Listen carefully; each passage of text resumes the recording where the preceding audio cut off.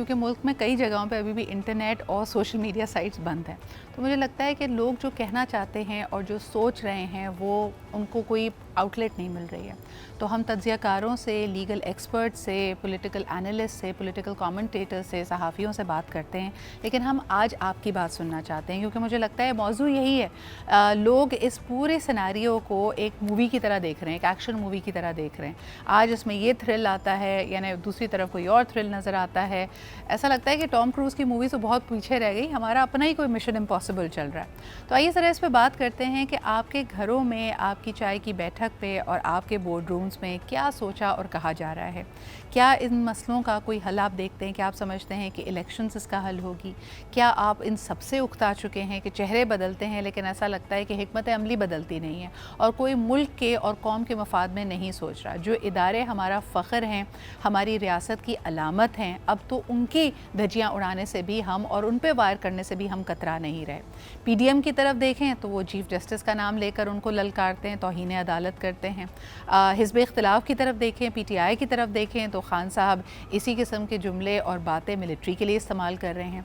All of this is confusing people. यानी अगर आपके लिए कोई और टाइम है, ख़ास तौर पे यूथ के लिए, कि मुनर्रफ़ हो जाए पूरे के पूरे सिस्टम से, तो वो यही है। और यही वजह है कि कई यंगस्टर्स से अगर आप बात करें तो वो पाकिस्तान से ज़िंदा भाग की बात कर रही होती है। There is a big number of people who just want to leave, और अब उनके वालिदैन भी उनको कोई दिलासा या कोई हौसला या ये नहीं कहना चाह रहे कि बेटा नहीं, यकीन रखो हालात बेहतर होंगे, बल्कि वालिदैन अपने बच्चों से ज़्यादा मायूस नज़र आते हैं।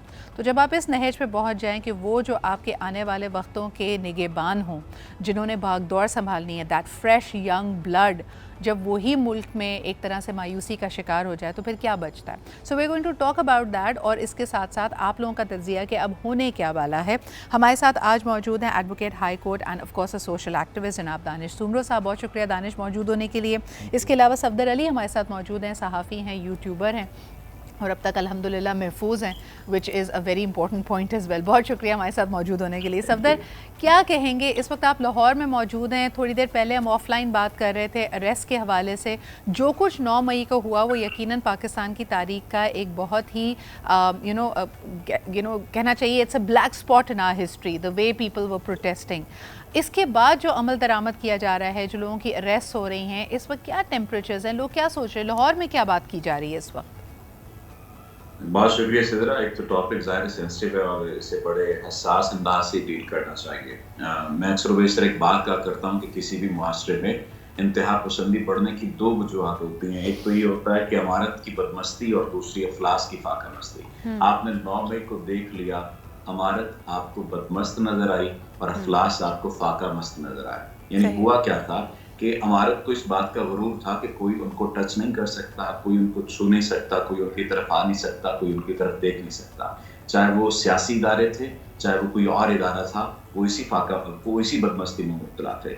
और गुर्बत जो थी, जो गरीब अवाम थे, उनको वो इस फाका मस्ती में मुब्तला थे कि हमारा क्या बिगाड़ लेना है, क्या कर लेना है, मैक्सिमम क्या कर लेंगे, गोली मार देंगे।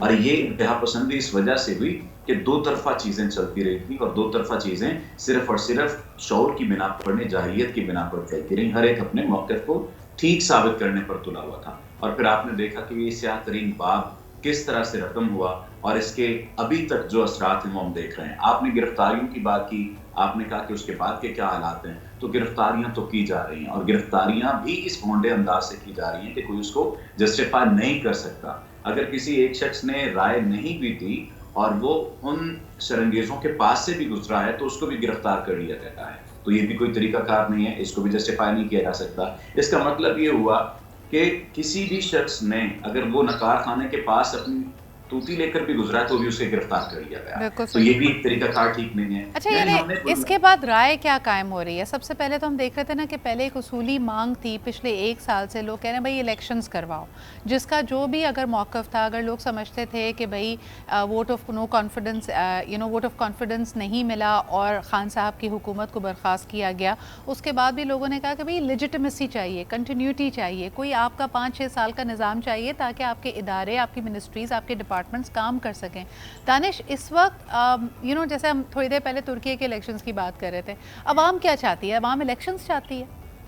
जी, अवाम सिर्फ और सिर्फ महंगाई से छुटकारा चाहती है। अवाम कुछ नहीं चाहती हाँ। और ये जो आप सारी फ्रस्ट्रेशन देख रहे हैं कहीं पे भी हो, वो सिर्फ महंगाई का है, वो सिर्फ अपने हालात ख़राब होने का है। वो बाहर आके फ्रस्ट्रेशन तो निकाल देते हैं पर इसके रिपरकशंस नहीं, बात का नहीं सोचते।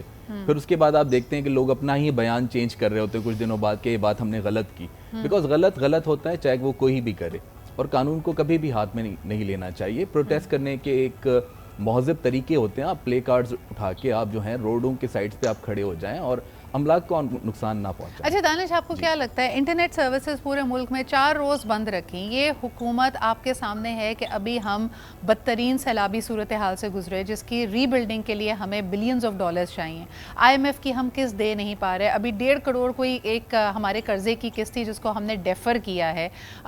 चले हमें ये यकीन दहानी IMF और दूसरे इदारों की तरफ से की है कि आप डिफ़ॉल्ट नहीं होंगे, लेकिन ऐसी सूरत हाल में अपना तकरीबन 2.5 अरब रुपए का नुकसान कर लेना क्योंकि आपने 4 दिन इंटरनेट और ब्रॉडबैंड सर्विसेज बंद रखी, ये कहाँ की अक्लमंदी थी?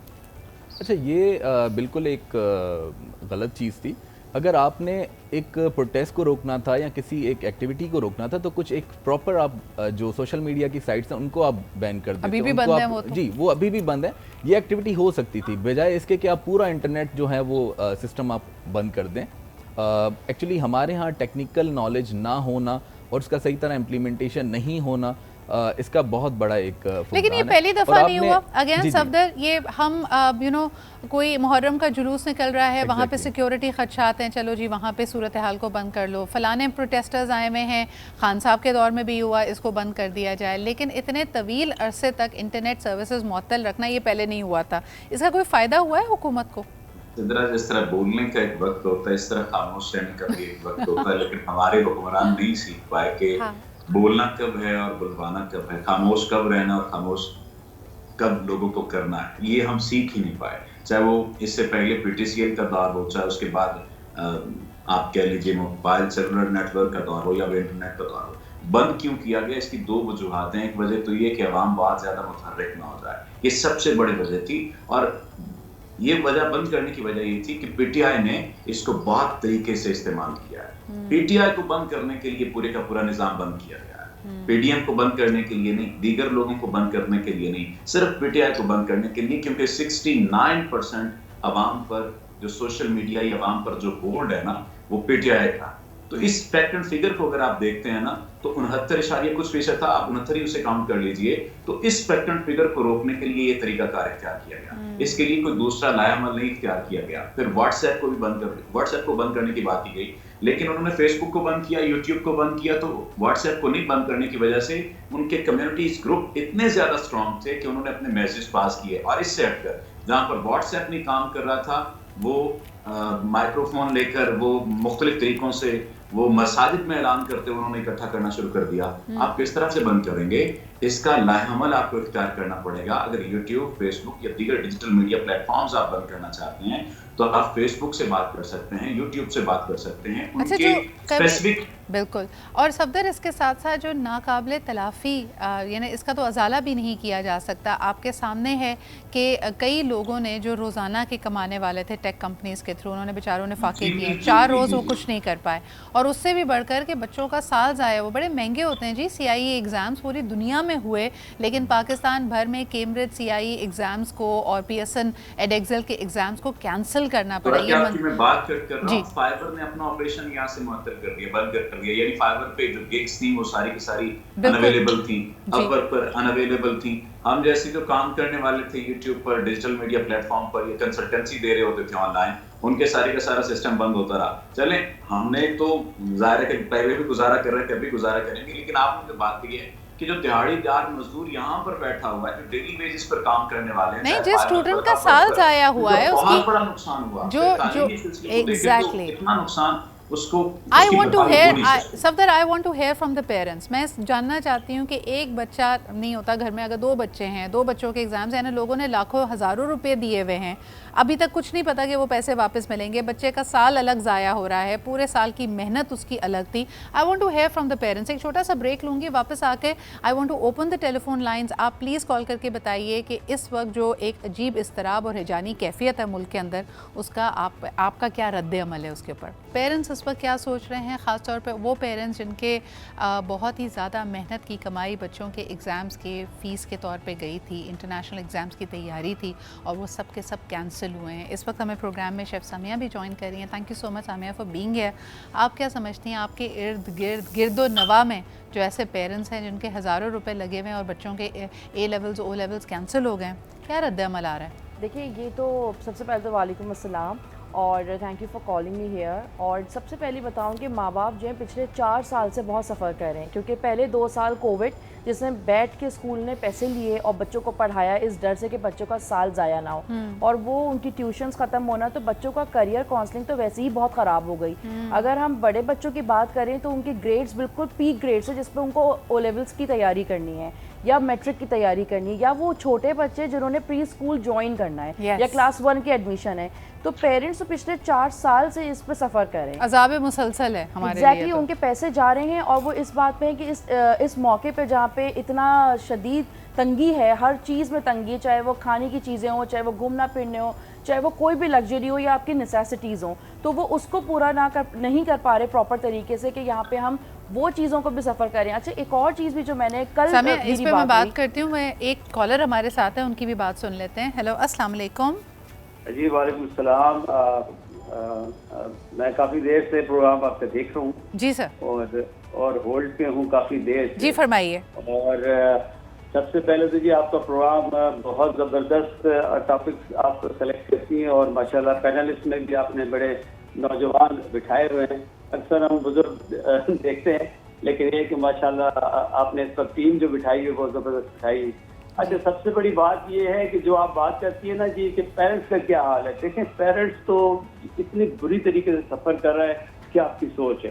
पेरेंट्स मिडिल क्लास फैमिलीज के लोग अपने बच्चों को पढ़ाने के लिए इतना वो पैसा खर्च कर रहे हैं, अपने वो सारी चीज़ें बेचते हैं, प्लॉट बेच देते हैं कि फिर बच्चे का फ्यूचर जो है ब्राइट हो जाए। अब इस तरह की चीज़ें ब्रेक्स आएंगी बीच में, तो जाहिर स्टूडेंट पे भी उसका बड़ा बुरा असर होता है। पेरेंट्स तो फिर आपको पता है वो तो फिक्र में ही रहते हैं कि यार मेरे बच्चे का फ्यूचर क्या बनेगा। सर बहुत बहुत शुक्रिया कॉल करने के लिए। आप बिल्कुल सही फरमा रहे हैं कि इस वक्त एक इस्तराबी कैफियत है, लेकिन इसको अगर मैं मज़ीद बिल्डअप करूं, तानिश, मैं ये देखती हूँ कि दुनिया के हर मुल्क में जब तहरीक चलती है, कोई बदलाव आता है, कुछ लोग अपने मुल्क के लिए, अपनी कौम के लिए, रियासत के लिए अगर निकलते हैं, तो उनकी ज़िंदगी में ये तमाम मामलात होंगे, यानी उनके भी उससे जुड़े हुए रिश्ते हैं, उनके घर में भी फ़िक्र माश होगी, बच्चों का मुस्तकबिल की फ़िक्र होगी, लेकिन वो उससे ज़्यादा मुक़द्दम अपने मुल्क और कौम के मुस्तकबिल को मानते हैं। मुझे ये बताइए कि ये मसाइल में तो घिरे हुए हैं हम, लेकिन जो प्रोटेस्टर्स निकल रहे हैं, क्या आने वाले दिनों में जो रियासत का एक तरीक़ेकार रहा है इन प्रोटेस्टर्स को क्रैक डाउन करने का, किसी को सपोर्ट है किसी को नहीं, क्या ये पूरे के पूरे निज़ाम से लोगों को मुनर्रिफ नहीं कर देगा? जी बिल्कुल, आपकी बात बिल्कुल ठीक है। निज़ाम एक्चुअली मसला ये है कि हर इंस्टीट्यूशन में एक शख्सियत बैठी हुई है, चाहे वो पॉलिटिकल पार्टीज़ हों या नॉन पॉलिटिकल पार्टीज़ हों। हर इंस्टीट्यूट को जो है एक शख्स चला रहा है, एक नया आदमी आता है, ऑल द वे उस इंस्टीट्यूट की पॉलिसीज़ चेंज हो जाती है। मुझे लगता है बतौर माशरा भी हमें मैच्योर होने की ज़रूरत है, हमें शख्सियत परस्ती के शहर से निकलना पड़ेगा और हमें उसूलों और आइडियोलॉजीज़ और नज़रियात की तरफ जाना पड़ेगा। बहरहाल इसमें मैं देखती हूँ कि इदारों की, जिसको हम कहते हैं ना institutional memory, is way better. लोग क्या बात करते हैं, पहले तो चलो शर्मा शर्मी में कुछ प्रेशर को देख के, कुछ माशरे को देख कर उस पर माजरत ही कर लेते थे, अब तो वो रिवाज भी हमारे यहाँ ख़त्म हो गया है। एक कॉलर हमारे साथ हैं। हेलो, अस्सलाम वालेकुम। अस्सलाम वालेकुम जी। जी, कौन सा, आप कहाँ से बात कर रहे हैं? जी, मैं मोहम्मद आसिफ बात कर रहा हूँ लाहौर से। सिदरा इकबाल, आपके प्रोग्राम देखता रहता हूँ। आज का टॉपिक जो है बड़ा एक सेंसिटिव भी है और बड़ा शूएबल भी है। देखिए, मायूसी हमें इस तरफ नहीं जाना चाहिए कौम को, क्योंकि हमारी कौम जो है वो एक बड़ी पोटेंशियल वाली है। आपको मैं थोड़ा सा याद दहानी कराता हूँ। कराची की हालात जो थे कुछ साल पहले, तो कितने ख़राब। अल्हम्दुलिल्लाह कराची में बेहतरीन हालात है। इन दिनों पॉलिटिकल इश्यूज इतने ज़्यादा हो चुके होंगे और सेंसिटाइज कर दिए गए। Sir if I may pause you, आप देखें, ये रिजिलियंस वाली बात मुझे अच्छी लगती है, लेकिन बेहतरीन हालात आप किसको कहते हैं? हमारी सड़कें आज भी टूटी हुई हैं, हमारी सड़कों पे आज भी कचरे का ढेर लगा हुआ है, हम पत्थर के ज़माने में रह रहे हैं, ठीक है, लेकिन बस जी गनीमत ये है कि लॉ एंड ऑर्डर बेहतर है और बोरी बंद लाशें नहीं मिल रही हैं। क्या इसको हम बेहतरीन हालात कहेंगे? ये हमारा मेयार है? नहीं नहीं, ये म्यार नहीं है। मैं ये कहना चाह रहा हूँ कि कौमों की जिंदगी में अप्स एंड डाउन आते रहते हैं, लेकिन वो कौमें सरवाइव करती हैं जो लर्निंग कर लेती हैं। जी तो इस लिहाज से हमें किसी भी सूरत में सर बहुत माजरत के साथ मैं इख्तिलाफ राय करूंगी आपसे। मुझे नहीं लगता कि हम कुछ भी सीख रहे हैं, लेकिन बहरहाल जी कॉल करने का बहुत बहुत शुक्रिया। सफदर, ये सवाल आपकी तरफ लेके जाऊंगी। यानी हम इतने बेचारे मायूस हो चुके हैं, हमारे स्टैंडर्ड्स इतने गिर गए कि आपस में गुत्थम गुत्था ना हो, हड़ताल ना हो, शटर डाउन हड़ताल ना हो, तो हमने उसको बेहतरीन हालात मान लिया है। आप क्या कहेंगे? सिदरा इकबाल, इंसान का मिजाज ही उसका मुकद्दर, और आपने देख लिया कि हमारे मिजाज क्या बन चुके हैं। उन्होंने कहा जी कराची के हालात बहुत बेहतर हैं, आपने फरमाया कि हम पत्थर के ज़माने में जी रहे हैं। मैं थोड़ा सा और इसमें ऐड कर देता हूँ कि हम पत्थर से हटकर अब बजरी के ज़माने में जी रहे हैं। जो भी कराची का रोड है ना वो बजरी ज़्यादा हो चुका है, और पत्थर के ज़माने से हटकर हम घर वाले कहेंगे कि हम गर्द के ज़माने में जी रहे हैं। कि रोज़ाना बेचारे जो घर के लोग होते हैं वो सफाई सुथराई करने में मसरूफ हैं कि गर्द इतनी आ रही है, और उसकी वजह ये कि सड़कें खराब हैं, रोड्स खराब हैं, और कोई एक ऐसा इलाका नहीं है, चाहे वो पोश इलाके हैं कराची के, वहाँ की सड़कें ठीक नहीं हो सकी। अगर किसी ने उखाड़ा तो तबाह बर्बाद कर दिया। और यही हाल हमारे इदारों का है, सियासी इदारों का है, दीगर इदारों का, कि जिसने किसी एक दफा किसी ने उखाड़ा और वो उखड़ता चला गया है, चाहे वो 2000 के बाद सफदर सितम ज़रीफ़ी है। लेकिन आज मैंने वादा किया था व्यूअर्स को कि वो कॉल करके अपनी भड़ास और अपनी बात ज़रूर हम तक पहुंचाएं। एक और कॉलर हमारे साथ हैं, आइए उनकी बात भी सुनते हैं। हेलो, अस्सलाम वालेकुम। वालेकुम अस्सलाम, सिदरा इकबाल साहब, अकरम कुरैशी अब्दाबाद से। वालेकुम अस्सलाम। अकरम साहब, क्या कहेंगे? आप निस्बतन ठंडे इलाके में हैं, लेकिन ऐसा लग रहा है पूरे मुल्क में टेम्परेचर हाई है, और सियासी टेम्परेचर तो बहुत ही पारा हाई है। सिदरा इकबाल साहब, एक ड्रामा लगता था जी, उसमें एक कहानी थी, किस्सा एक सदी का, किस्सा एक सदी का। जी सिदरा इकबाल साहबा, ये कायदे आज़म की बहुत से, लियाकत अली खान की बहुत से लेके ये किस्सा चल रहे हैं। सही। ये हमें जिस तरह ऊंट को जख्मी करते हैं, खून टपकता रहता है, फिर उसको जबा करते हैं। हमें 65 की जंग से 71 की जंग में जख्मी किया गया ताकि ये कौम गिर जाए, लेकिन हम खड़े रहे। हमारे हुक्मरान देखे जो तरीकाकार हम एक दूसरे के खिलाफ इस्तेमाल कर रहे, किसी एक सियासी जमात के पास मंशूर नहीं, बिल्कुल अल्लाह से यह तक नहीं है कि हम कौम को क्या देंगे। स्वाय गाली के, स्वाय मुकदमों को स्वाय चोर कह दें। सिदरा इकबाल साहब, ये चोर वाला काम तो पुलिस का काम था, वो पकड़े, उनका काम था। हमारा काम था कौम को मंशूर दे कि भाई ये मेरा मंशूर एक्सेप्ट करे, ना करे तो ना करे, फिर भी हम किरदार अदा कर सकते।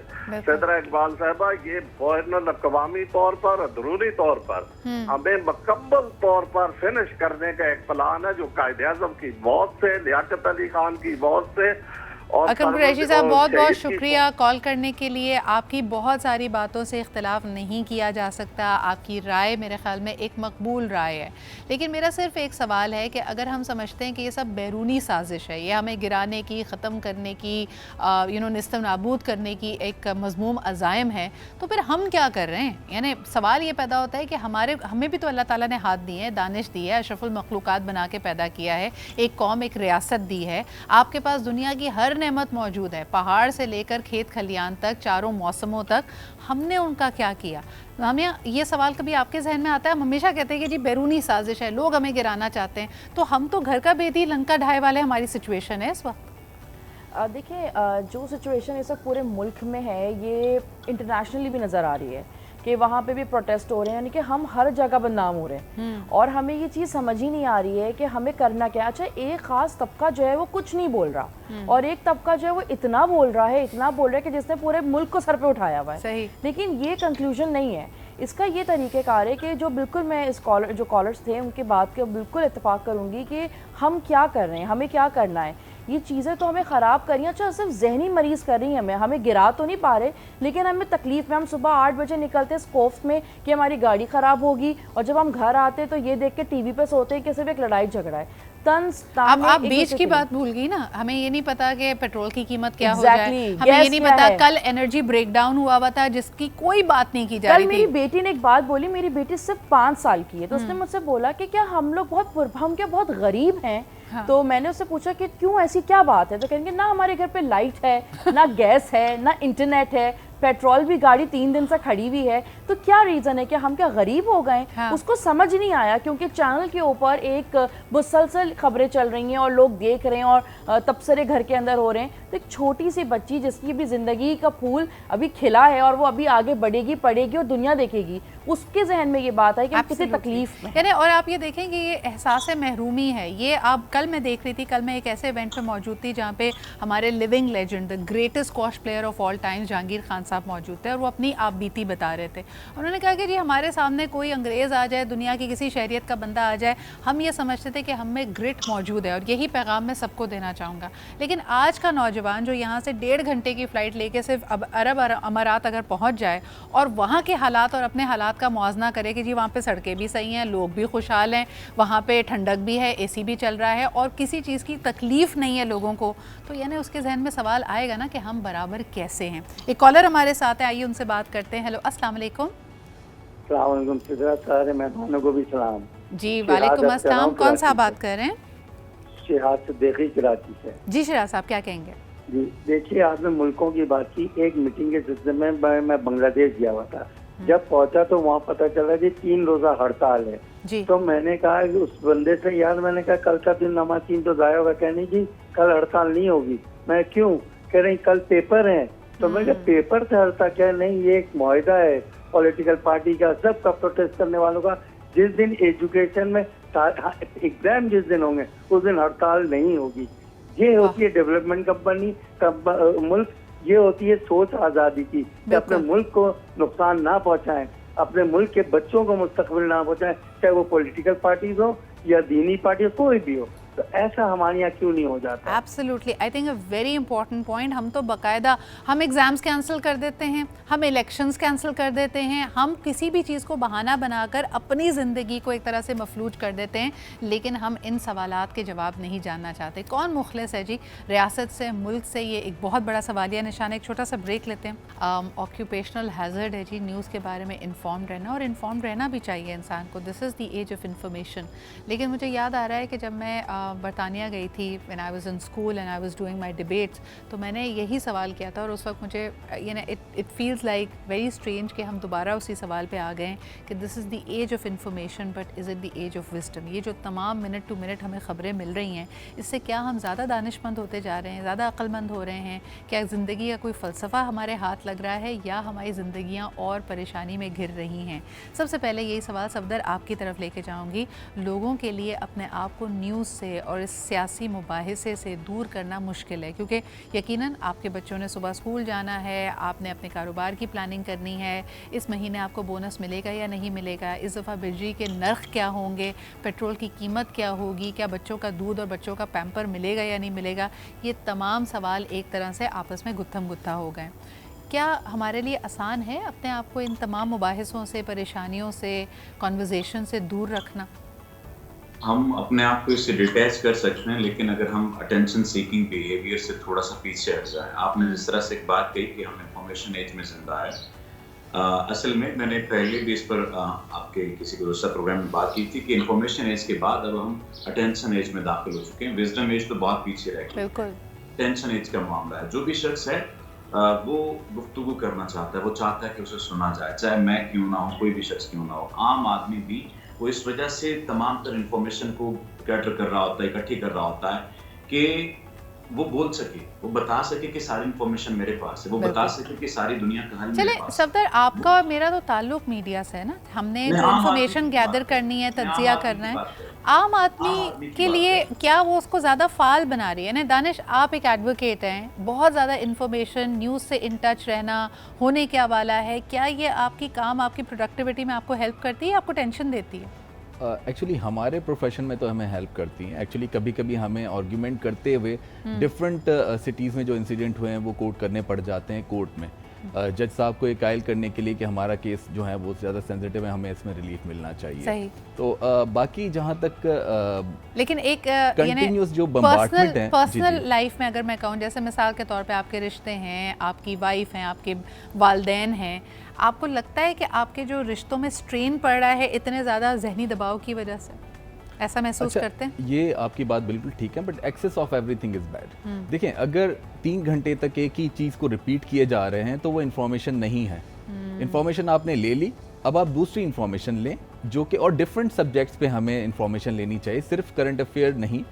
जहाँ पे आपको जिस तरह एक हाउसवाइफ हैं वो कुकिंग चैनल्स देखें, और जिस तरह कोई स्टूडेंट्स हैं तो वो अपने जो हैं एजुकेटिव चैनल्स जो हैं उनको देखें।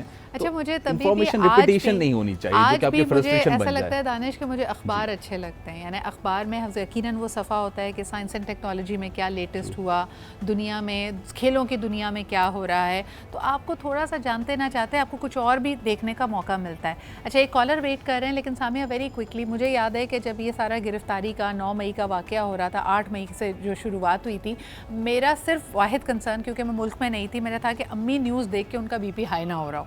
आप क्या सोच रही थी? और मेरे ख्याल में ख़वातीन ज़रा मुख्तलिफ अंदाज में न्यूज़ को देखती हैं, आपकी उस वक्त कंसर्न क्या थी? अच्छा, मुझसे ज़्यादा मेरी, क्योंकि मैं जॉइंट फैमिली सिस्टम में रहती हूँ, तो हमारा जो लाउंज के अंदर जो टीवी है उसके अंदर फुल आवाज़ के अंदर ये सारा सिचुएशन चल रही थी। हाँ। लेकिन मेरी सास जो है ना वो थी कि ये शोर क्यों हो रहा है। हाँ। तो वो जो न्यूज़ चैनल्स का अपना जो शोर था, सिचुएशन जो बना हुआ था, उसने ज़्यादा तकलीफ पहुँचाई हुई थी। और जिसकी वजह से अगर हम कहीं बाहर थे तो हमें जो है वो ज़्यादा कॉल्स आ रही थी कि तुम लोग सेफली पहुँच जाओ, क्योंकि मैं ऑलरेडी अपनी अम्मी के घर से अपने घर आ रही थी, तो मैंने रोड पे पैनिक होते हुए देखा, मुझे नहीं पता चल रहा था कि कुछ हुआ है। हाँ। और जब मैं जब मैंने फ़ोन किया कि कुछ हुआ है क्या, जब मुझे पूछा जाने लगा तो पता चला कि हाँ, रोड पे कुछ हंगामी हालात इस तरह के, लोग क्रॉस ट्रैफिक में। Add to that the tension कि यकायक आपकी इंटरनेट और ब्रॉडबैंड सर्विसेज बंद हो जाएं, आपका टेलीकॉम पूरा मुअत्तल हो जाए। यानी मुझे नहीं समझ आ रहा है कि स्मार्ट इंसान का ये आइडिया था। एक कॉलर हमारे साथ है, उनकी बात सुनते हैं। हेलो, अस्सलाम वालेकुम। वालेकुम अस्सलाम, सिदरा मलिक राशिद बोल रहा हूँ, क्या हाल है आपका? मैं बिल्कुल ठीक ठाक जी। राशिद साहब, आप क्या कहेंगे? बस मैं अभी आप लोगों की गुफ्तगू भी सुन रहा था। देखा ये किया है कि 9 मई को देखकर मुझे वो 12 मई भी याद आ गया, वो 20 महीने में हुआ था। एक्चुअली थोड़ा सा ना हम लोग पता नहीं अपना फर्ज समझ लेते हैं, सोशल मीडिया के ऊपर कोई भी बगैर सोचे समझे कोई भी खबर आ रही है वो हम इतनी जल्दी वायरल करते हैं, शेयर करते हैं। थोड़ी सी सेंस होनी चाहिए। अब पूरी कौम एक जर्नलिस्ट का रोल अदा कर रही है। हाँ, बिल्कुल।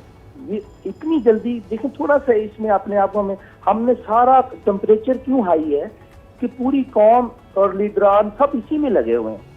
हर बंदा अपना काम छोड़ के अब कहते हैं ये इलेक्शन कब होंगे, सोशल मीडिया पे तो रोज इलेक्शन हो रहे हैं। खैर बिल्कुल, वो रोज सिलेक्शन हो रही है या इलेक्शन हो रहे हैं, तो इसलिए थोड़ा सा देखें। सबसे पहले ये कि हमें बैरूनी साजिश तभी कामयाब होती है जब आप अंदरूनी तौर पे तैयार हों, थोड़ी सेंसिबिलिटी हो। हमें किसी भी गवर्नमेंट ने मेरे ख्याल में आज तक कभी तालीम पे इतनी तवज्जो नहीं दी जितनी देनी चाहिए थी। हमें अपने बच्चों को पहले एजुकेट करना है हर चीज से हट के। बिल्कुल सही कह रहे हैं। और अब तो यानी हमारी कौम में जिसको कहते हैं ना कि ज़मीर को झंझोड़ने के लिए बहुत सारी ऐसे मोड़ गुजरे हैं कि जिसके बाद हमें अक्ल आ जानी चाहिए थी। APS का वाक़या हमारे सामने है, जब हमारे यहाँ नन्हे नन्हे स्कूल जाने वाले बच्चों ने अपनी जानों का नजराना दिया, कुर्बानी दी है। हम भूल गए हैं वो पूरा अहद जिसमें दहशत गर्दी, इंतहा पसंदी, शिद्दत पसंदी थी कि हमारी मसाजिद, हमारे स्कूल, हमारे दफातर, हमारी गलियाँ और घर, हमारे मोहल्ले महफूज नहीं थे। लेकिन आज हम खुद ही पे दर पे हैं उन पे वार करने के लिए। कोई और हमें आके क्या नुकसान पहुंचाएगा, हमने खुद ही अपनी इमलाक, अपनी फ़ौजी तनसीबात, यानी वो चीज़ जो हमें बहैसियत एक कौम के, एक रियासत के जोड़ के रखती है, हमने खुद ही उस पर वार करना शुरू कर दिया। हमारे मुहाफ़िज़ों पे, यानी ये मेरे ख्याल में शर्म का मुकाम होना चाहिए उन लोगों के लिए कि मैं देख रही थी कि वो फ़ौजी जवान जो अपनी जानों का नजराना देते हैं, उनकी वैन अगर गुजर रही है तो उस पर पथराव कर रहे हैं। आई मीन थोड़ा सा सेंस, थोड़ी सी चीज़ों को यानी उस तनाजुर में देखिए कि हम किस तरफ जा रहे हैं। बहरहाल जी, आज हमारे पास गुफ्तगू का वक्त इतना ही था। कल इंशाल्लाह ताला दोबारा आपके सामने हाजिर होंगे। सामिया को, दानिश को और सफदर को बहुत बहुत शुक्रिया कि आपने वक्त निकाला, हमारे साथ मौजूद रहे आप लोग। आज के लिए इतना ही। इंशाल्लाह ताला आपसे कल मुलाकात होती है। अपना ख्याल रखें। खुदा हाफ़िज़।